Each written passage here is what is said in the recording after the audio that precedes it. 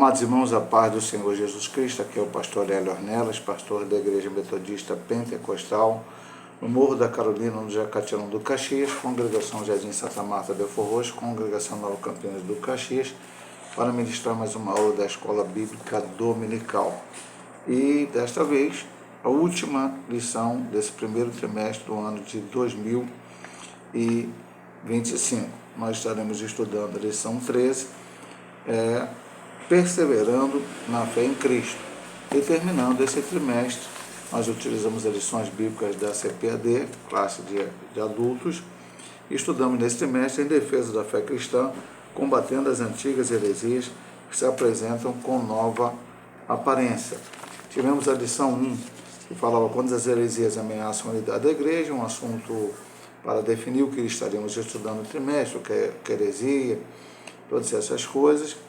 Depois, a lição 2, somos cristãos, que foi uma lição onde nós vemos a questão que nós não somos uma seita judaica, nós somos apenas uma parte do judaísmo, não.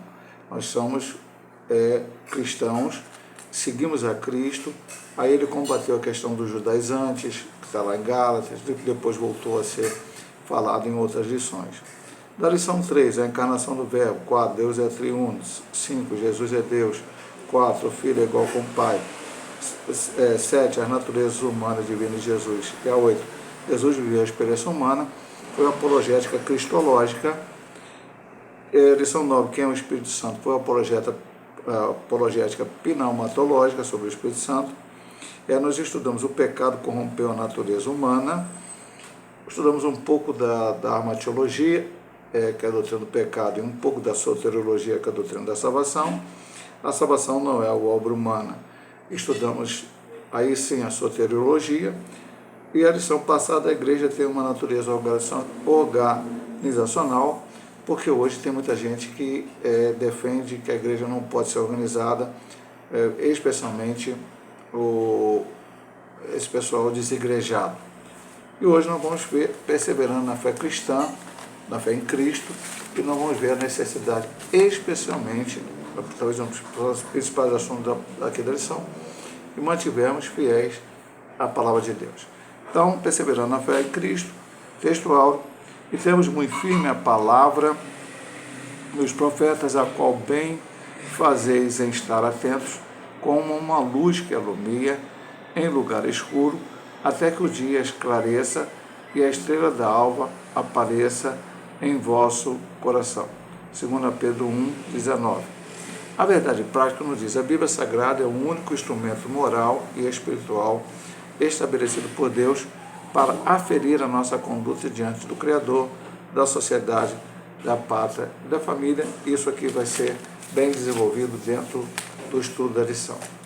E o texto bíblico em classe dessa última lição do primeiro trimestre é a segunda carta do apóstolo São Paulo a Timóteo, capítulo 3, versículo 10 a 17. Tu, porém, tens seguido a minha doutrina, modo de viver, intenção, fé, longanimidade, amor, paciência, perseguições e aflições, tais quais me aconteceram em Antioquia, em Icônio e em Listra. Quantas perseguições sofri, e o Senhor de todas me livrou. E também todos os que piamente querem viver em Cristo Jesus padecerão perseguições, mas os homens maus e enganadores irão de mal para pior, enganando e sendo enganados. Tu, porém, permanece naquilo que aprendeste e de que foste inteirado, sabendo de quem o tens aprendido, e de que desde a tua meninice sabes as sagradas letras que podem fazer-te sábio para a salvação, pela fé que há em Cristo Jesus. Toda escritura divinamente inspirada é proveitosa para ensinar, para redarguir, para corrigir, para instruir em justiça, para que o homem de Deus seja perfeito e perfeitamente instruído para toda a boa obra. Vamos para a nossa introdução da lição que diz: as religiões mundiais e os movimentos dissidentes delas possuem diversos escritos sagrados. No cristianismo, a fonte de autoridade é a Bíblia Sagrada. A autoridade bíblica deriva sua origem em Deus, o que nos permite chamar a Bíblia de a Palavra de Deus. Isso encerra a superioridade das Escrituras como plena e total garantia de infalibilidade, mas não falta quem devidamente reivindica essa mesma autoria, essa mesma autoridade, ou até mais que as Escrituras. Então, nós temos as religiões mundiais, as seitas, os movimentos dissidentes saíram delas, e todo um grupo de seitas que nós estudamos nesse trimestre, e se não todas, mas a maioria delas, tem um livro ou livros paralelos, ou que norteiam a sua ideia. Nós vamos ver isso na religião muçulmana com o Alcorão. Existem vários escritos na religião hindu, também no hinduísmo tem.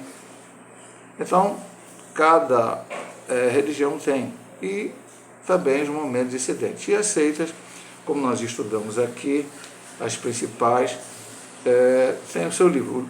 Os mormons têm o livro de Mormon, e outros livros que eles colocam junto com a Bíblia. Os adventistas do sétimo dia colocam os escritos de Ellen Golden White. Mas se eu for conversar com o adventista hoje, ele vai dizer que não é assim, mas a realidade é outra. As Testemunhas de Jeová também tem muitos livros escritos, e principalmente a revista Sentinela Despertai, que eles colocam em pé de igualdade com a Bíblia Sagrada, e assim tantos outros. Nós, protestantes, e aí eu colocaria dessa forma, porque mesmo nós do movimento pentecostal somos filhos da Reforma. A nossa igreja, a igreja a qual eu pertenço, é metodista pentecostal, temos um sistema metodista que também é filho da Reforma, e cremos que nos 5 solas, e num deles, não o principal, mas um deles é sola escritura, ou seja, somente a Bíblia. Então, pastor, mas não tem essa revista aqui da Escola Dominical? Sim, minha madrinha, tem a revista da Escola Dominical, onde aprendemos, mas de vez em quando discordamos do autor da lição, achamos que ele poderia ir mais profundo num aspecto, às vezes discordamos até de algum aspecto que ele falou. Essa revista aqui não é inspirada por Deus, ela é apenas uma ferramenta para que nós aprendamos. E como sempre eu digo, e nós vamos fazer hoje, o pastor Ezequiel Soares, autor desse trimestre, trouxe em todas as lições exemplos bíblicos. Existe um texto bíblico em base, existem os textos semanais, um para cada dia, e existem os textos dentro da lição. Essa opinião do pastor Ezequiel Soares, bom, também pode ser o pensamento teológico dele, mas baseado na Bíblia. E a gente sempre lê aqui os estudos, vários textos bíblicos. Mas vamos então aos tópicos e os subtópicos. Tópico 1, diante das heresias é preciso perseverança. Então, nós estamos terminando o trimestre, estudamos sobre as heresias, pensamentos errados, começaram no passado, e hoje muitos têm tomado, vamos até retomar aqui, lembrando o nosso título do trimestre, combatendo as antigas heresias que se apresentam com nova aparência.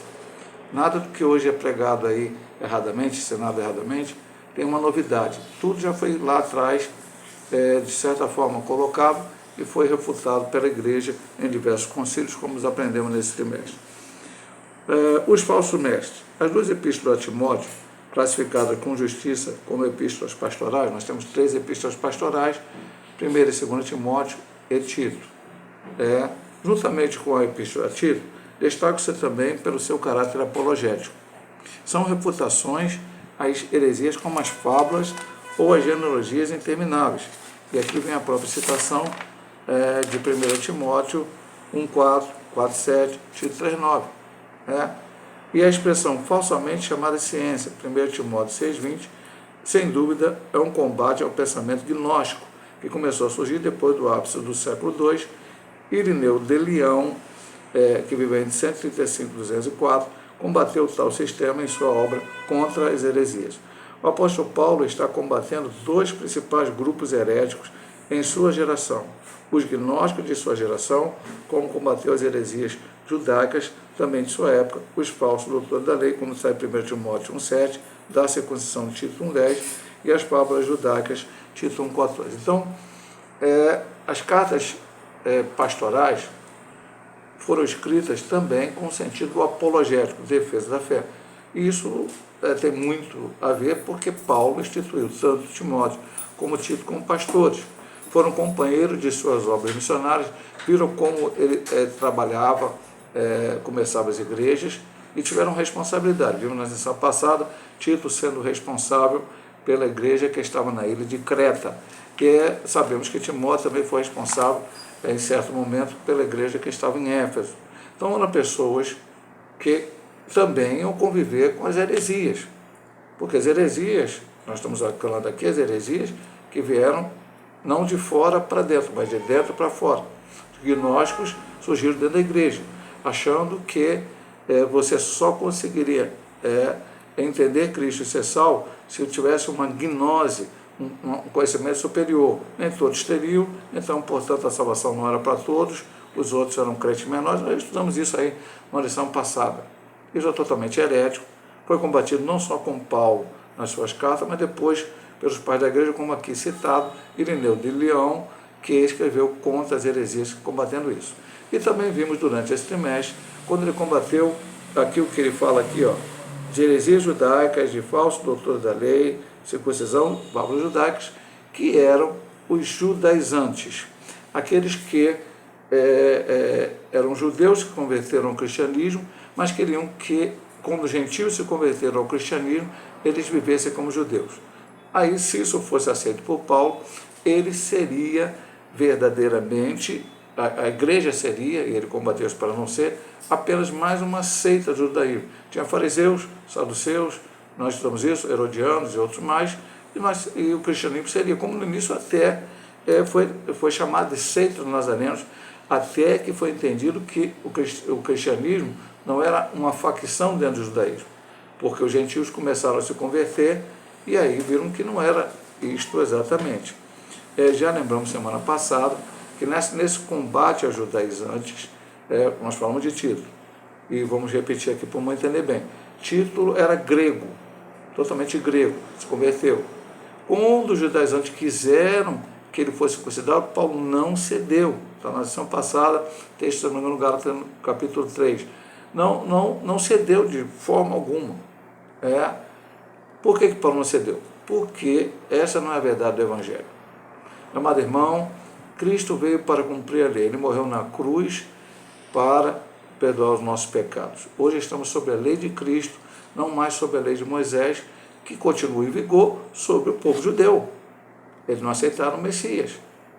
Mas aqueles que aceitaram ao Messias, mesmo dentro dos judeus, não estão mais obrigados a guardar sábado, a guardar a lei, nem mesmo a circuncidar. Os judeus que assim o fizerem porque são judeus, o farão por uma questão de nação, de povo, mas não de salvação no cristianismo. Então, nenhuma seita, nenhuma heresia pode exigir de ninguém. Alguém que se converta a Cristo verdadeiramente. Agora vamos ver a experiência apostólica. O apóstolo elogia a perseverança de Timóteo na fé e na doutrina em tempos tão difíceis. As perseguições são uma referência à experiência da primeira viagem missionária juntamente com Barnabé, como está em Atos 13, do 8 ao 12 e 50. Então, vamos ler aqui. Nós dissemos aos irmãos, ainda há pouco, aos irmãos, que seria um estudo bíblico. A opinião do pastor Ezequiel Soares, da CPAD, da Igreja Metodista Pentecostal, não. Nós vamos ver na Bíblia. Então, Paulo falou das perseguições e está aqui, por exemplo, mas existia Elimas, o cantador, porque assim se interpreta o seu nome, procurando apartar da fé o procônsul. Eu não vou ler mais adiante até o 12, mas nós vamos ver que esse Elimas se opôs a Paulo, Paulo repreendeu, ele ficou cego, e o procônsul Sérgio Paulo aceitou a Cristo como Salvador. Depois ele fala do versículo 50, do mesmo texto de 13. Mas os judeus incitaram algumas mulheres religiosas e honestas, os principais da cidade, levantaram e perseguiram contra Paulo e Barnabé e os lançaram fora dos seus limites. Aqui foi quando Paulo estava pregando, deixa eu ver se eu acho aqui, qual é a cidade, Eu não achei aqui, mas está tudo tranquilo. Então Paulo foi pregar acho que Antioquia da Pisídia, e ali ele foi perseguido. E vamos ler também aqui, já estamos aqui com a Bíblia aberta mesmo, 14:5. E havendo um motim, tanto dos judeus como dos gentios, com os seus principais para os insultar e apedrejar, sabendo eles, fugiram para Listra e Derbe e cidades da Licaônia e para a província circunvizinha, e ali pregaram o Evangelho. São Paulo também teve dificuldades, só que foi em Icônio. E mais o versículo 19, do mesmo texto 4, sobrevieram, porém, dos judeus de Antioquia de Icônio, que tendo convencido a multidão, apedrejaram a Paulo, arrastaram para fora da cidade, cuidando que ele estava morto. Se você quer entender bem a perseguição de Paulo, que aconteceu na vida dele por causa do Evangelho, leia lá 1 Coríntios, capítulo, 2 Coríntios, eu estou só na dúvida se é 11 e 12, eu não vou ler porque não vai dar tempo aqui, mas eu vou citar certinho por irmão. 2 Coríntios, capítulo 11, lá no final. Mais ou menos ele começa a falar dos seus sofrimentos, a partir do versículo 23. Você vai ver tudo que ele sofreu. É verdade que Timóteo se integrou à comitiva de Paulo em Listra, na sua segunda viagem missionária, como está no 16:1-3. Isso aconteceu depois dessas perseguições, e Timóteo, nessa época, ainda não fazia parte da comitiva paulina, contudo, deve ter sido testemunha ocular de alguma dessas perseguições, pois vivia na região e a sua mãe era crente, sem dúvida, membro da igreja. Então, Paulo fala agora das perseguições. E a gente vai entender aqui qual o contexto disso no estudo da lição.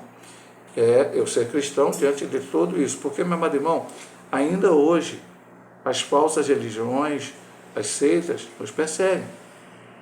Falam mal de nós. Não nos consideram verdadeiramente servo de Deus. E Paulo sofreu isso muito. Embora Timóteo não tenha participado da primeira viagem missionária de Paulo, onde aconteceu esses fatos que lemos em Atos, mas na segunda viagem missionária de Paulo, ele participou. E ele, como morava na região, sua mãe era crente, certamente testemunhou de todas essas situações. Porque a citação são versículos 10 e 11 do texto bíblico em classe, que diz: tu, porém, tens seguido a minha doutrina, modo de viver, tal, perseguições e aflições, das quais me aconteceram em Antioquia, em Icônio, em Listra, quantas perseguições sofri, e o Senhor de todas me livrou. Vamos para a subdivisão 3. Entendendo o querer. Entendendo o que querer, versículo 12. E também todos que piamente querem viver em Cristo Jesus padecerão perseguições. É muito interessante esse ponto. O verbo querer, em todos os que piamente querem viver em Cristo Jesus padecerão perseguições, é mais que um simples desejo, mais uma resolução, ou seja, um propósito de coração. É uma vida com propósito. Sofrer pela causa do Evangelho é motivo para glorificar Deus, porque sobre vós repousa o Espírito da glória de Deus. É isso que Deus espera de cada um de nós na atualidade. Pastor Hélio, a igreja brasileira sofre perseguições parecidas com essa que Paulo sofreu? Veja bem, meu amado irmão, de certa forma, ela já sofreu, veja bem, quando o Brasil foi descoberto, vamos colocar assim por Pedro Álvares Cabral em 1500, esse país, Pedro Álvares Cabral veio aqui, a primeira coisa que foi rezar foi uma missa, então os colonizadores de Portugal eram católicos romanos. Logo depois veio a Reforma Protestante, e mais adiante, nós conhecemos na história do Brasil a invasão francesa para o Rio de Janeiro. Aquelas pessoas que aqui vieram para o Brasil, embora Villegagnon, que a gente aprende na escola, que era o chefe daquela expedição, veio de navio aqui para o Rio de Janeiro e tal, Villegagnon não era um cristão, ele era alguém interessado em ganhar dinheiro, trazer as pessoas, mas aquelas pessoas que vieram eram protestantes, que vieram aqui para pregar Jesus nesse lugar, e foram mortos na Baía de Guanabara, e lançados na Baía de Guanabara. Quando a gente estuda o Nordeste, as capitanias hereditárias, e foi dito que aquilo era a Igreja Católica dominando, e dividiu o Brasil ali, principalmente no Nordeste, em capitanias hereditárias, onde hoje Pernambuco, Paraíba, outros lugares, e ali vieram e tomaram. Os holandeses eram crentes, se eu não me engano, huguenotes, que vieram aqui e acabaram ficando, e depois foram mortos, foram perseguidos. E assim houve muita perseguição de morte no Brasil. Existe uma perseguição velada. Eu e minha esposa passamos a lua de mel na cidade de Caxambu, Minas Gerais. E nós fomos andar lá no lago de Pedalinho, e o moço que vendia o ingresso, conversamos com ele, era presbiteriano. E ele, então, conversando sobre as coisas de Deus, ele disse: aqui em Caxambu a gente não faz ar livre, porque se a gente fizer ar livre, o padre excomunga os católicos que forem lá.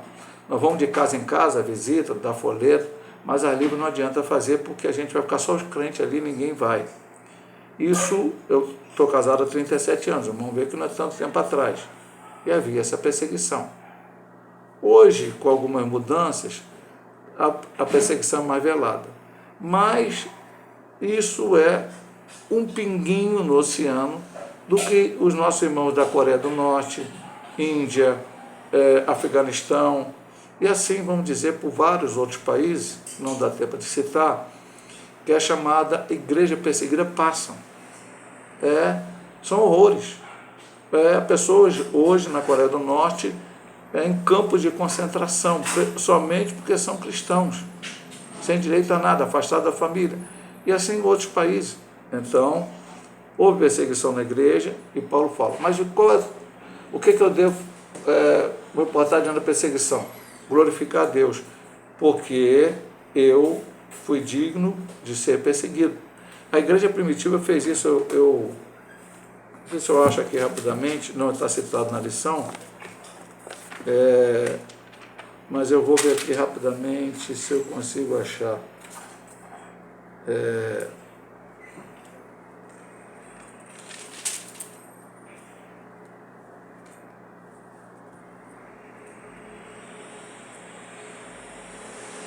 É um texto que eu não vou conseguir achar agora, em que os crentes, logo lá no início, Atos dos Apóstolos, no início ali, foram proibidos de pregar a palavra, foram ditos para que não pregasse a palavra.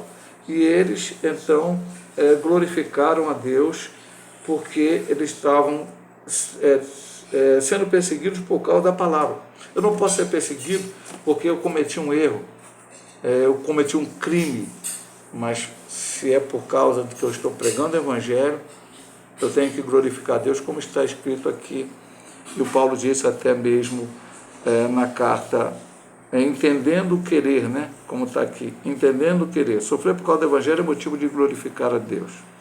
É um propósito, é uma vida com propósito. Característica dos enganadores. Agora vamos ver a característica daqueles que enganam. Temos usado pelo apóstolo para enganadores ou impostores, goés, uma palavra que aparece uma só vez no Novo Testamento e nenhuma na Septuaginta, a tradução de 70 do Antigo Testamento hebraico para o grego, antes de Cristo. Usada na antiga literatura grega como embusteiro, impostor, feiticeiro, charlatão, encantador. Então essas pessoas denunciadas por Paulo pertencem ao campo religioso. Isso indica que o apóstolo está se referindo a ensinadores e doutrinadores de mentira e falso mestre que nada de fé de falsos doutores. Nenhum deles teve futuro promissor. Presta bem atenção no que diz aqui o apóstolo o apóstolo São Pedro, na segunda carta, capítulo 2, versículo de 1 a 3. Vamos lá. Ele diz assim: e também houve entre o povo falsos profetas, como também entre vós haverá falsos doutores, que introduzirão encobertamente heresias de perdição, e negarão o Senhor que os resgatou, trazendo sobre si mesmo repentina perdição. Aí já começa ele dizer aqui que não durarão muito tempo. E muitos seguirão as suas dissoluções, pelos quais será blasfemado o caminho da verdade. E por avareza farão de vós negócio com palavras fingidas, sobre as quais já de largo tempo não será tardia a sentença, e a sua perdição não dormita. Pastor, vão ser punidos? No futuro, sim. Inclusive, se você pegar Mateus capítulo 5, quando Jesus voltar a fazer o acerto de conta com todos nós, alguém vai dizer, Senhor, teu nome expulsamos demônio, teu nome fizemos, acontecendo e tal. Jesus falou, nunca vos conheci. Vós, os que praticais a iniquidade.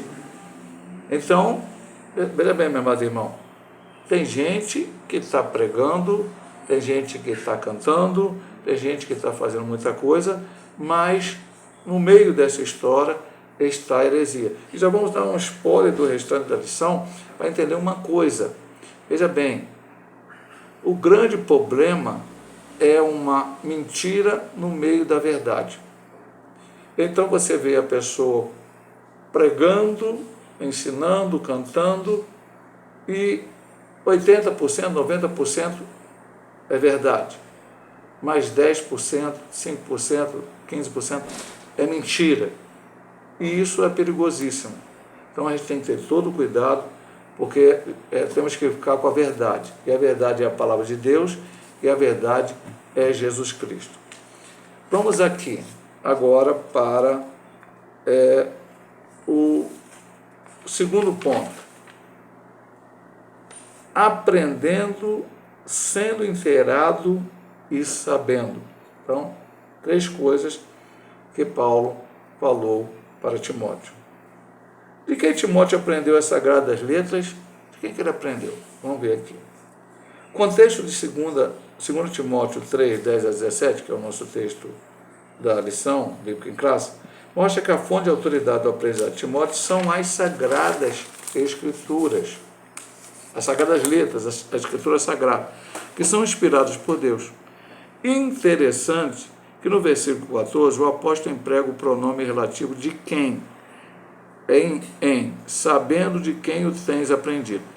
No plural grego, tinon, literalmente dos quais. Isso permite as seguintes traduções. Então, traduções.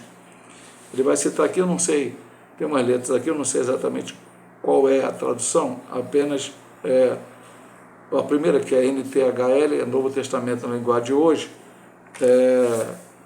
Vamos lá. Você sabe quem foram os seus mestres na fé cristã, no Novo Testamento na linguagem de hoje, pois conhece aqueles a quem aprendeu, NVT, confiar naqueles de quem você aprendeu, NBV. Desde a infância, versículo 15, seria uma referência natural à sua mãe Eunice e à sua avó Lloyd, 2 Timóteo 1,5, e ao próprio apóstolo Paulo, 2 Timóteo 2,2. Então, veja bem, meu amado irmão, o título deste ponto, que é sobre a questão de Timóteo, aprendendo, sendo inteirado e sabendo. Então, aprendendo. De quem, o que ele aprendeu? A autoridade, a fonte da autoridade. São as sagradas letras, as santas escrituras. O que eu tenho que pregar? O que eu tenho que ensinar na igreja?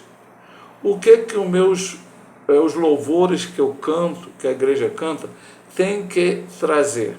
A palavra de Deus. Então, veja bem, meu amado irmão, voltando ao ponto 1.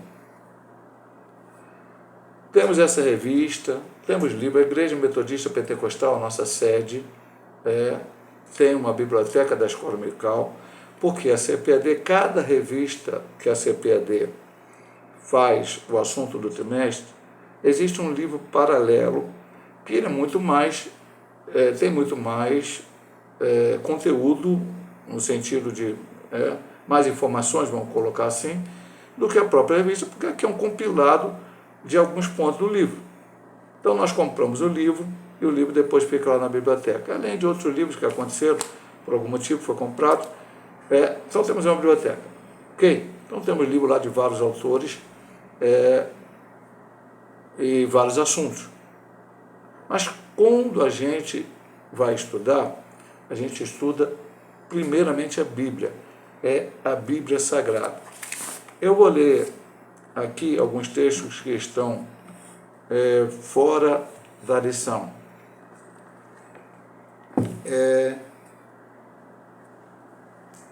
Vamos lá no profeta Oséias. É bastante conhecido isso aqui que eu vou ler, mas é necessário também. O primeiro dos profetas menores. Temos alguns textos aqui para ver. Primeiro, vamos ao 4.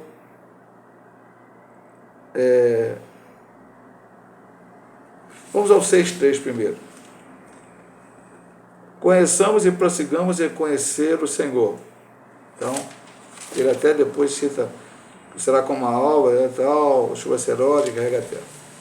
Então, precisamos conhecer e prosseguir e conhecer o Senhor.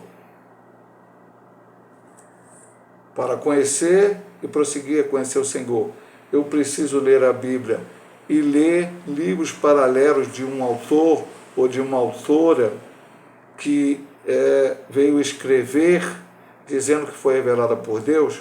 Não, eu tenho que ler a Bíblia Sagrada, a Palavra de Deus.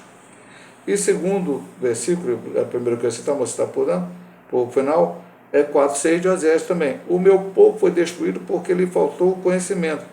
Porque tu rejeitaste o conhecimento, também te rejeitarei para que não seja sacerdote mental. Conhecimento de quê, meu amado irmão? Da palavra de Deus. Da palavra de Deus. Da Bíblia Sagrada. É este o livro que a gente tem que ler. Vamos lá. Texto clássico, bastante conhecido, maravilhoso, que vamos ler aqui também para que você possa entender isso. Salmo 1, versículo 2. Bem-aventurado o varão que não anda segundo o conselho dos ímpios, nem se detém no caminho dos pecadores, nem se assenta na roda dos pecadores, dos escarnecedores. Mas, para aí, pastor. Então, eu estou deixando de andar com os ímpios. Minha vida se resolveu por causa disso. Não, vamos lá. Mas antes tem o seu prazer na lei do Senhor, e na sua lei medita de dia e de noite. Então, tem que meditar na palavra de Deus. Essa é a palavra que vai nos ensinar. Então, a gente tem que entender. Vamos ainda para o último versículo dessa parte que fala da lição, depois voltaremos ao próprio texto da lição. Isso aqui como é Bíblia, não tem problema. Certamente a citação. Vamos lá. Eu vou ler o 7 e 8. Jeremias 17. Bendito o varão que confia no Senhor e cuja esperança é o Senhor, porque ele será como árvore plantada junto às águas, que estende as suas raízes para o ribeiro, e não recede quando vem o calor, mas sua folha fica verde, não anda sequidão, não se afadiga, nem se deixa dar fruto. Então, nós sabemos que a raiz da planta, da árvore, ela vai buscar os nutrientes e ela precisa de água. É aqui, nutrientes. Salmo 23. Deitar-me faz vestir pastos e guia-me mansamente a águas tranquilas. Ok? Vamos aqui. Nós não saímos da lição, apenas citamos alguns textos, mas vamos aqui para a lição. Então entendemos que ele aprendeu as Sagradas Escrituras, que ele aprendeu com a mãe Eunice, a avó Lode, e com o próprio apóstolo Paulo, e agora nesse ponto nos vai trazer uma lição muito importante, que eu tenho algumas coisas, não estou falando porque o 2 vai nos trazer também. Permanecendo firme nas sagradas letras, agora é o versículo 15, tudo do texto bíblico de classe. De modo a ser exortado a permanecer firme naquilo que aprendeu e que acredita, ou de que foi inteirado, por duas razões principais, porque sabia de quem tinha aprendido. Nós vemos aqui que é a base, ele aprendeu a Bíblia e quem ensinou ele? A mãe, a avó e o apóstolo Paulo. Segundo, porque são as sagradas letras os escritos sagrados, a Bíblia. Então ele sabia o que ele tinha aprendido, da onde ele aprendeu. Ok? O que ele aprendeu de sua mãe e de sua avó era uma herança espiritual muito útil para o exercício do seu ministério sob orientação paulina. Aprendemos com isso a importância da educação nos caminhos do Senhor desde a infância no lar. Nós vamos ler 2 textos conhecidíssimos, nós vamos ler 2 textos aqui importantíssimos, conhecidíssimos, mas vamos ler na Bíblia. Até é sempre bom você procurar ler na Bíblia. Você pode até saber de cor, isso não é problema, mas lendo aqui para não faltar nenhum detalhe. Ouve, Israel, o Senhor, nosso Deus, é o único Senhor. Amarás, pois, o Senhor teu Deus de todo o teu coração, e de toda a tua alma, e de todo o teu poder. E estas palavras que hoje te ordeno estarão no teu coração, e as intimarás, agora presta atenção, intimarás a teus filhos, e delas falarás assentado em tua casa, andando pelo caminho, deitando, te levantando. Também as atarás por sinal na tua mão, e te serão por testeiras dentre os olhos. Então, intimarás, ensinarás aos teus filhos. É da responsabilidade do judeu. Depois ele vai falar aqui no ponto seguinte sobre isto, na continuação do texto. Provérbios 22:6. Poderia falar de cabeça, mas eu vou ler. Você sabe esse texto, ou pelo menos seria bom que você soubesse de cor ou de cabeça este versículo. É muito importante também, principalmente para pais e mães.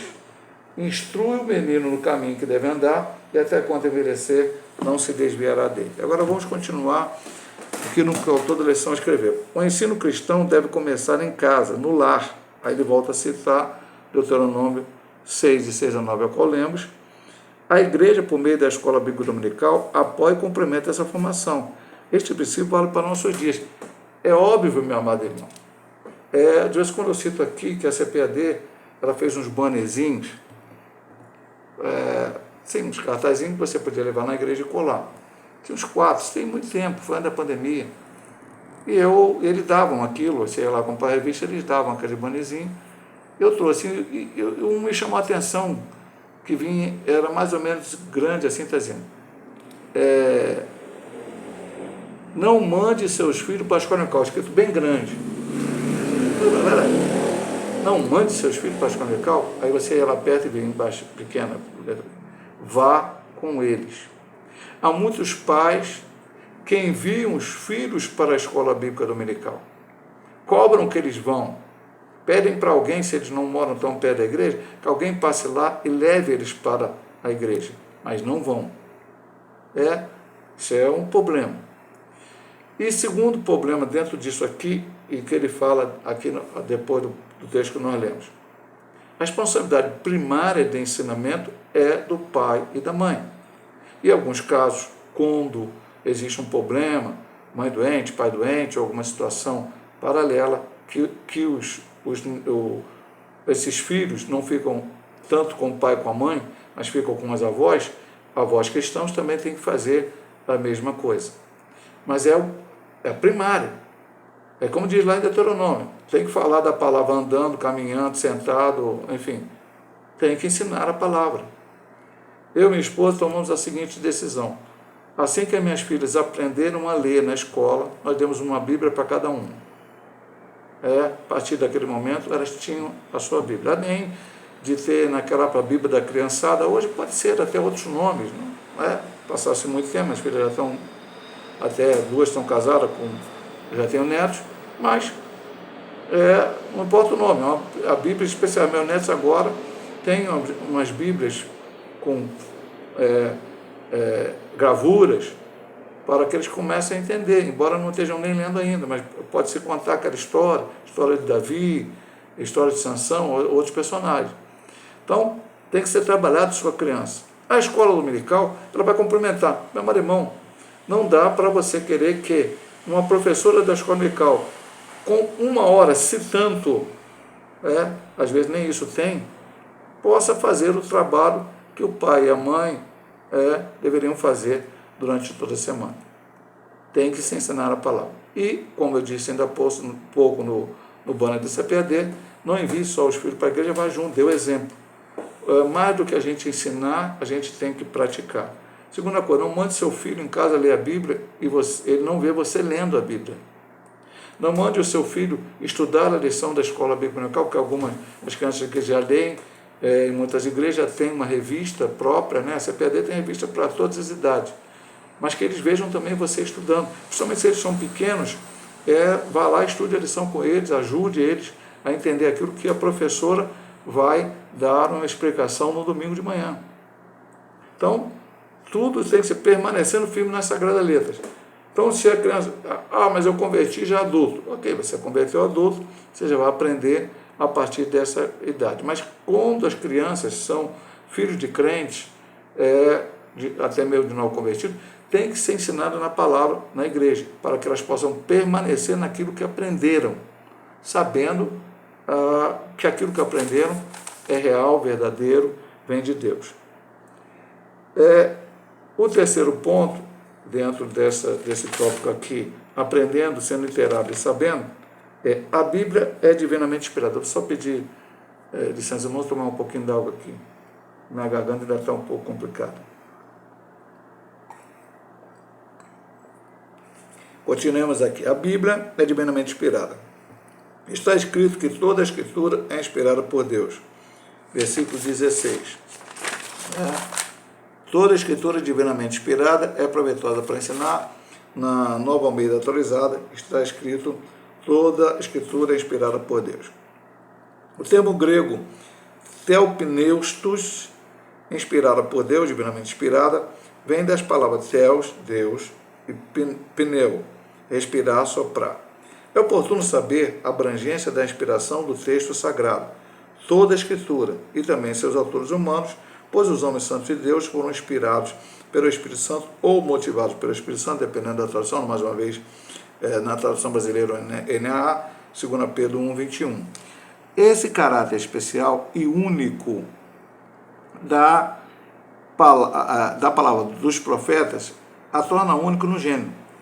Ela pode fazer qualquer pessoa sábia para a salvação em Jesus e é proveitosa para ensinar, repreender, corrigir e instruir em justiça. Nenhuma literatura no mundo possui essa prerrogativa. Nós vamos começar pelo início. Então vamos lá. Hoje nós temos teólogos liberais e algumas seitas que dizem que a Bíblia ela contém a palavra de Deus. Ou seja, algumas partes da Bíblia são verdadeiramente a palavra de Deus e outras não são. Provavelmente colocam dessa maneira porque há texto difícil de nós entendermos e compreendermos. Mas em Deuteronômio 29 diz que as coisas reveladas pertencem a nós, as encobertas pertencem a Deus. Há coisas que na nossa finitude humana não vamos entender e compreender completamente. E aí a gente quer então pegar a Bíblia. Hoje há movimentos no Brasil, e algumas, eu nem vou citar o nome desses supostos teólogos, que querem reescrever a Bíblia. Eu ouvi uma explicação de um pastor no debate, falando sobre Filemão. Porque Paulo pegou alguém que era, teoricamente, um escravo, e devolveu ao seu senhor, mandando uma carta dizendo algumas coisas para ele, e nós estamos no século 21, isso hoje não seria feito assim. Meu amado irmão, eu só vou dizer uma coisa para você. O meu pastor auxiliar aceitou a Cristo ouvindo uma pregação do pastor José Santana, da Assembleia do Camacho, em Filemão. Eu nunca me lembro, não sei se eu preguei alguma vez em Filemão. Talvez seja um texto até difícil de trazer uma palavra. Mas quando o Espírito Santo usa o nome de Deus, ele pode usar qualquer texto, até que você não consiga nem entender, mas o Espírito Santo vai agir. Então, vamos parar com esse negócio de ter que reescrever a Bíblia, adaptar para os nossos dias, porque a Bíblia, claramente, passará os céus e a terra, mas a minha palavra não há de passar. A Bíblia foi escrita mais ou menos entre 1400 anos, mais ou menos 40 autores, eles foram inspirados por Deus. E tudo que está escrito é inspirado por Deus. A Bíblia não foi escrita para encobrir o pecado humano. Por isso ela mostra o pecado de Adão e Eva, ela mostra o pecado de Caim, ela mostra o pecado de Noé, ela mostra o pecado dos homens na época da confusão de línguas, ela mostra os pecados dos reis de Abraão, de Isaac, de Jacó, das tribos, de Davi, todos. O único que não pecou foi Cristo, e ele morreu na cruz para nos trazer a salvação e a vida eterna. Então, a Bíblia é inspirada, e ele diz alguma coisa muito importante aqui no final. Nenhuma literatura no mundo possui essa prerrogativa. Qual a prerrogativa? Fazer sábio para a salvação de Jesus, ser proveitosa para ensinar, repreender, corrigir, instruir em justiça. Somente a palavra de Deus. Somente a Bíblia Sagrada. Por isso é o livro mais lido no mundo, mais vendido no mundo, enfim, tem todas essas questões. Agora vamos para o terceiro tópico, tendo as Escrituras como fundamento. Aqui no 2 nós estudamos aprendendo, sendo inteirado e sabendo. Agora vamos para o fundamento. A autoridade apostólica. A igreja se submete inquestionavelmente à autoridade dos apóstolos do Novo Testamento. Sabemos que essa é a vontade de Deus, se os evangelhos de Mateus e Lucas, ou pelo menos um deles, são colocados no mesmo nível do Antigo Testamento. Então eu vou citar para você o que ele quer dizer aqui. Vamos lá. Lucas 10, 7. A minha Bíblia até estava marcada por causa de outro motivo, mas a gente pode voltar aqui. O tetrarca Herodes ouvia tudo o que se passava e estava em dúvida, porque dizia... Não, peraí. Opa. Não, perdão, voltei errado, voltei para o 9. Eu virei a página e virei errado. Vamos lá, sério. E ficai na mesma casa, comendo e bebendo, do que eles tiverem, pois digno é o obreiro do seu salário. Não andeis de casa em casa. Esse é o ensinamento de Jesus, que é por isso que ele coloca no mesmo nível, porque em 1 Timóteo 5,18 está escrito isso, originalmente em Deuteronômio 25,4, Mateus 10,10 e Lucas 10,7, Jesus não falou assim, está escrito lá no Antigo Testamento, ou nas Escrituras, que digno é o obreiro do salário. Ele repetiu isto, e também Lucas falou da mesma forma, Jesus falou da mesma forma. Então vemos que há toda uma colocação. E também, da mesma forma, as epístolas paulinas. Esse texto é muito importante, olha só, presta bem atenção, porque depois vai vir um comentário aqui, para que você possa entender, e até para que ninguém venha com uma ideia diferente. É importante tudo isso que você está aprendendo, preste bem atenção. E tende por salvação e longanimidade, isso é 2 Pedro 3, 15 e 16, de nosso Senhor, como também o nosso amado Paulo, que vos escreveu segundo a sabedoria que foi dada, falando disto, como em todas as suas epístolas, entre as quais há ponto difícil de entender, e que os indoutos e inconstantes torcem igualmente as outras escrituras para a sua própria edição. Vamos lá, meu amado irmão. Quando Pedro escreveu isso, eu já estou lendo metade dele, já estou comentando porque é importante. Quando Pedro escreveu isso, pastor, ele tinha algum escrito de Paulo? Tinha. Mas a igreja ainda não tinha discutido que essas cartas, os evangelhos, porque vamos dizer assim, entenda bem, Mateus, Marcos, Lucas e João, mas houve outros evangelhos que foram escritos, e hoje aparece aí em Discovery, em outro lugar aí, evangelho de Judas, Maria Madalena, não sei o que lá, mas de Tomé, mas evangelhos considerados pelos pais da igreja como inspirados por Deus, o cânon sagrado é Mateus, Marcos, Lucas e João. Quando Lucas escreveu Atos, ele diz que outros tentaram escrever também sobre aquilo, e foi considerado Atos inspirado. E as cartas também, da mesma forma como Apocalipse. Então, quando a Bíblia cita sempre escritura ou escrituras, ele está falando do Antigo Testamento, como nós vamos ver no ponto seguinte. Mas aqui também no Novo, vai ser dito isso aqui. Por quê?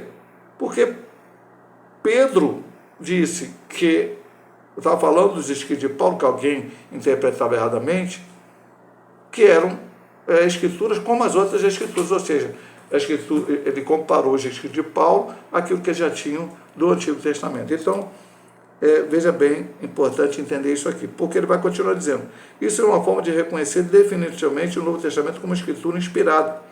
Assim, todo o livro da Bíblia tem o mesmo grau de inspiração e a mesma autoridade. Logo, devemos dar a mesma atenção e credibilidade tanto aos profetas do Antigo Testamento como aos apóstolos do Novo. Não há, pastor, o Antigo Testamento era para o judeu. Não.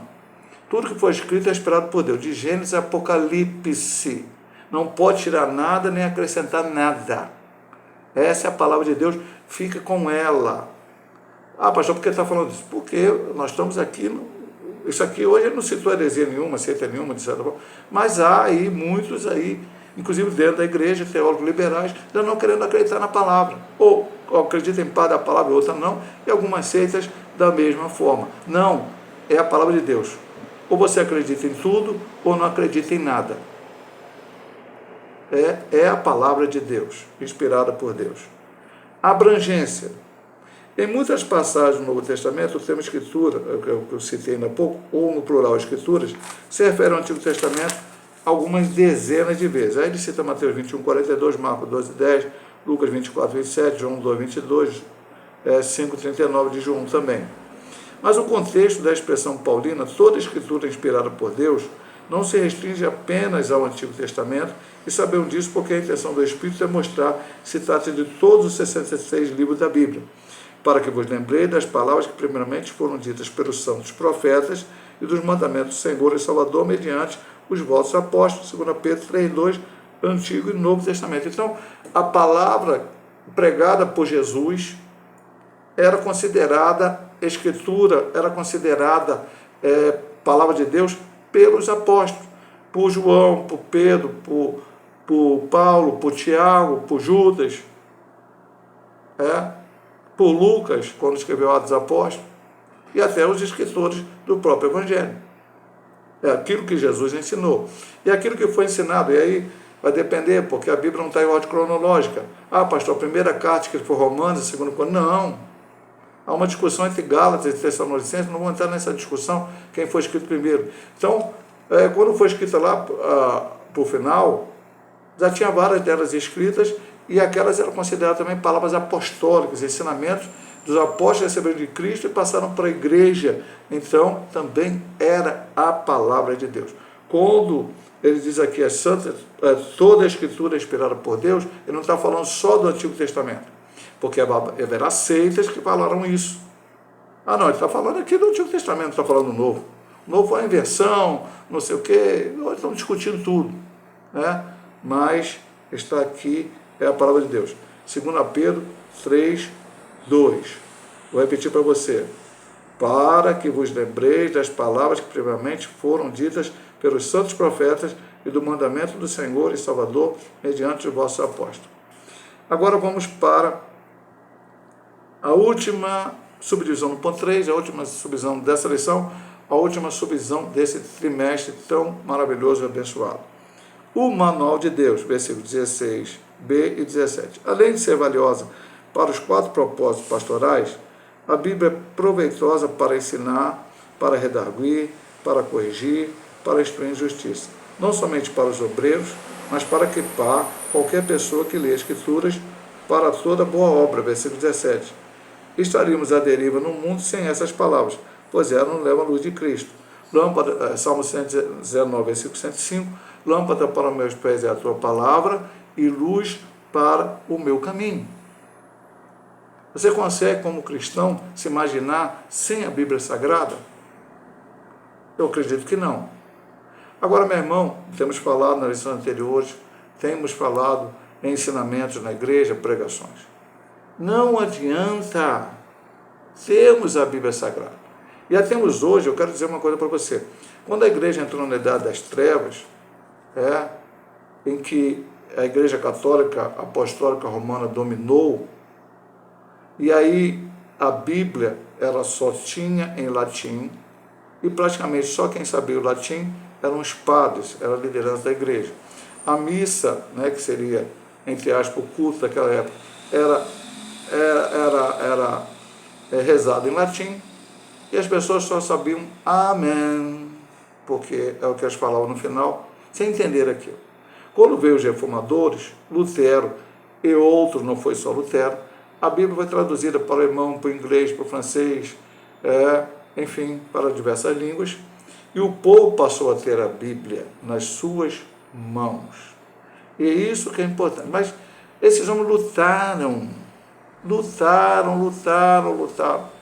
Eu não me lembro qual foi o personagem, eu não vou nem citar para não citar errado, não sei se foi Tyndale, não me lembro.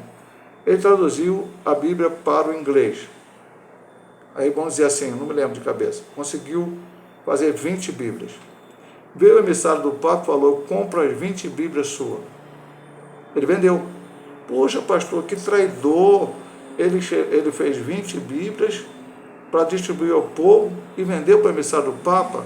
Não, ele não era traidor, não. Com o dinheiro que ele arrecadou com as 20 Bíblias, ele fez 100. E aí teve mais gente para alcançar. Se o emissário do Papa volta, ele vendia 100 para o emissário do Papa e teria dinheiro para fazer 200, 300. Então, Deus foi abençoando e a Bíblia foi chegando ao povo. Veja bem, meu amado irmão, não com a facilidade que nós temos hoje. Não com a facilidade que temos hoje. Deus abençoou tanto que a imprensa foi inventada por Gutenberg, se não me engano, em 1494, 96, alguma coisa assim, e a reforma veio em 1518, com a reforma com Lutero. Então, dali pôde-se imprimir a Bíblia, enfim, foi uma maravilha. E hoje você tem uma indústria muito maior, você hoje tem na sua mão um celular, onde você pode ver a Bíblia, várias traduções, uma compara a outra. Então nós temos na nossa mão. Mas é aí que eu vou entrar no que eu estava falando. Como temos toda essa facilidade e muitas vezes não utilizamos como deveria.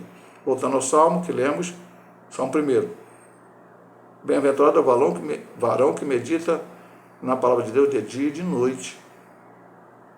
Muita gente não lê Bíblia. Fica circunscrito à leitura que é feita na igreja. Se ele for na igreja 3 dias por semana, que tirando algumas igrejas que funcionam todo dia, 5 vezes no dia, mas mesmo assim as pessoas que vão nessa igreja não vão todos os dias, 5 vezes por dia, vão alguns dias na semana.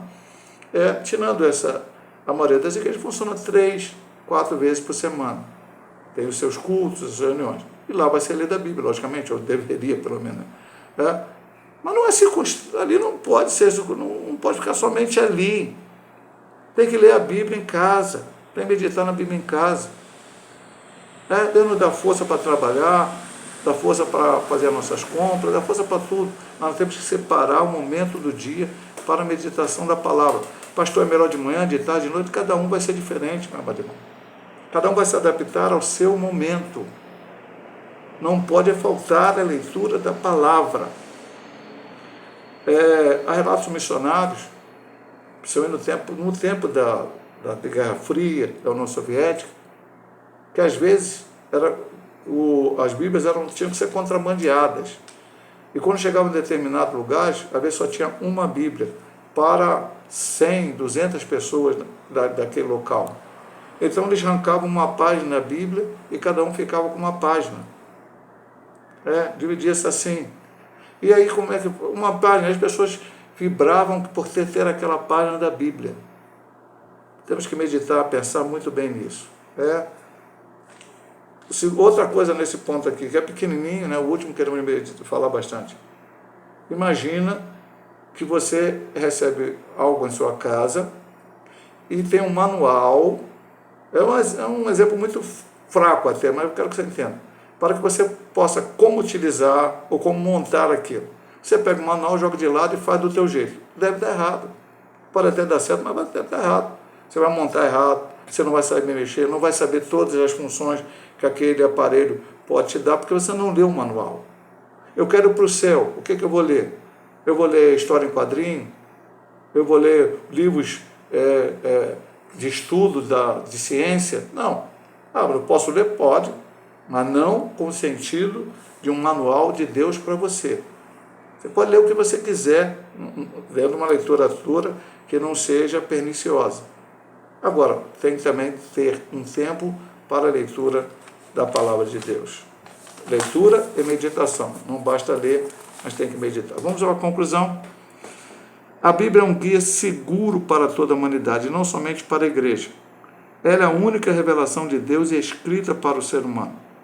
E a fonte de autoridade espiritual para aferir a nossa conduta diante de Deus, da sociedade e da família. Trata-se de uma orientação segura para a vida humana. A nação de Israel e a igreja, bem como as exortações para o mundo, incluindo o aspecto político, social e religioso das nações. Aqui ele fala uma coisa importante, veja bem, ela é a única revelação de Deus escrita para o ser humano. Única revelação. Hoje tem muita gente com revelações. Tive uma visão. Pastor, só creio em visão, sou pentecostal. Creio em visão, revelação, profecia. Mas nenhuma delas vai ser contrária a este livro. Não pode. Ela tinha uma revelação que o anjo apareceu e disse que O que está na Bíblia não é bem aquilo que está na Bíblia. Ou até cita uma coisa que você sabe que na Bíblia não. Não. Isso não existe. Deus não é Deus de confusão. Bom, única fonte de autoridade. E a fonte de autoridade para aferir a nossa conduta diante de Deus, da sociedade e da família. Como eu devo me portar diante de Deus, da sociedade e da família? Vou ler o livro de psicologia, o livro de sociologia, o livro de autoajuda? Não, vou ler a Bíblia Sagrada. Era meu parâmetro para lidar com todas essas situações. E depois ele fala aqui, aspecto político, social, religioso, nação, tudo a gente tem que aprender com a palavra de Deus. Como diz a subdivisão, ela é o manual da igreja, é o manual do crente, para que ele viva neste mundo. Que Deus possa nos abençoar, meus amados irmãos. Se Deus assim nos permitir, semana que vem estaremos estudando a primeira lição do segundo trimestre do ano de 2025. Deus abençoe a todos, em nome de nosso Senhor e de nosso Salvador, Jesus Cristo. Amém.